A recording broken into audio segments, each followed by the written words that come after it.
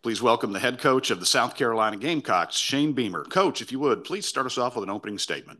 Yeah, humbled and honored to be here in Houston to be a part of such an amazing event. My dad won this award back in after the 1999 season, and to be here as his son and to be a finalist is very humbling and surrounded by so many amazing coaches for such a great event and great cause. Open the floor for questions for Coach Beamer. You mentioned 1999 a little bit. I'm sure been asked this before. Non-traditional, you're the long snapper on that team. Do you have any good Michael Vick stories from back in the day? Something that maybe no one's heard?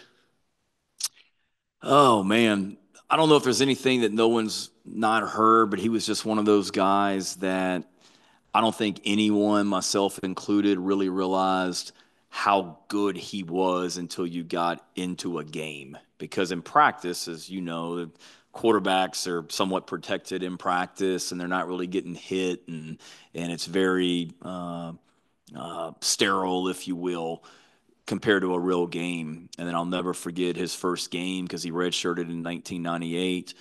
Was so the first game of the 99 season, just seeing him out there, I think we played James Madison, and it was just like, oh my God. I mean, he's different. So that would be one. And then I was laughing with someone the other day when my dad can tell this story better, but when Mike was coming out of high school, his high school coach was very adamant, as was Mike, that he needed to be redshirted.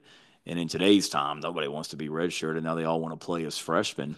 So they agreed, okay, we'll take him, but we will redshirt him no matter what happens in the 1998 season. And in 1998, we got down to our third team quarterback. Our starting quarterback missed some games with injuries. Our backup quarterback missed some games with injuries. We went and played Boston College in 1998 on a Thursday night, and we had to move our starting free safety, who had been a high school quarterback, two quarterbacks. Name's Nick Sorensen. He was the defensive coordinator for the 49ers last season. And Nick was our quarterback that night against Boston College. And meanwhile, Mike Vick standing next to me on the sideline carrying a clipboard in that game because we had promised his coach we were going to redshirt him. And we only lost 3 games that season. We were pretty good. But obviously that set up what 1999 became. But having your dad win this award and just being here nominated for it, what does that mean to you to just kind of be part of that legacy with the Bear Bryant Award? Yeah, it's can't put into words. I came here when I was his son. I mean, that was after my senior year of college, so I came here with him when he won it after the 1999 season, and I mean, I got into this profession thinking if I could be half the coach, my dad was, it would be a pretty successful career. And to be here in my 4th season as a head coach is extremely humbling and really awesome. And then just the names that are associated with the award, starting with Coach Bryant, but Sylvester Croom, I know, won the Lifetime Achievement Award a few years ago, and he gave me my first full-time job in the SEC and has had as much of an impact on my career and me as a person as anyone other than maybe my dad. So to be just associated with amazing people and coaches like that, it's pretty surreal. Coach, you've had the opportunity to work under really some of the biggest names in college football history: Fulmer, Croom, your dad, Spurrier.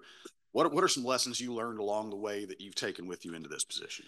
Yeah, great question. I have just the coaches I've been with and the assistant coaches that I've been around, and I was one of those people that always wanted to be a head coach, and I tried to take something from everyone that I was around, but also you got to be your own person and have your own style. But I go back to when I was at Georgia Tech and worked for George O'Leary and then great assistant coaches that were on that staff. And just that was a great experience for me because I had been around my dad and his program my entire career. So to be exposed to something different was really beneficial as well, being a part of a campus that's in downtown Atlanta where you recruit nationally, and then going to the University of Tennessee and working for Philip Fulmer, learned about the importance of recruiting and being in a state that at the time didn't have a ton of high school players each and every year. So you had to go all over the country and recruit. And then going to Mississippi State, that was my first full-time job working for Sylvester Croom. and taking over a program at the time that was, on probation because of some NCAA issues and having to rebuild it, if you will, and seeing how he did that and always put the players first, every decision that he made. And then Steve Spurrier gave me an opportunity at South Carolina after that. And that was a great experience for me, just being able to see how teams really, truly take on the personality of their coach. And Coach Spurrier, we all know what he's like as a person and as a coach, and the bravado and swag, if you will, that he has. And our players became that and fed off that as well. And then my dad gave me an opportunity at Virginia Tech and getting to work for him. And I'd been his son, am his son. I played for him, but now getting the opportunity to coach for him and see why he was successful. And then Kirby Smart, I was a part of very first staff at Georgia. Seeing him implement his program on day one coming in the door really helped me when I took over the program at South Carolina. And then most recently I was at Oklahoma with Lincoln Riley and just being exposed to his offensive mind and being a part of a program that has such great tradition as Oklahoma really helped me as well. Coach, I want to go back into the Wayback Machine, and this one is going to go way back. 1989. Your father was 43 years old and he had a corrective heart surgery. Obviously, you were a very young man when this happened, but as you have progressed into your career as a football coach, you've seen the daily grind. You've seen how tough it is to make it through a season healthy. What are some things you were doing, and not just for yourself, but for your staff, to make sure that everybody's taking care of themselves? Yeah, great question. I can remember that vividly. I remember being on the sidelines with him during a game. We were playing East Carolina, I believe, in 1989, and I remember him calling the team doctor over during the game, and I couldn't hear what he was saying, but I saw him, kind of point to his chest and say something. And then maybe the next morning or the 2 mornings later, I remember waking up and my mom telling me that, Dad's in the hospital and telling me what's going on. And I think I was 12 at the time, that's something you don't like to hear about your dad.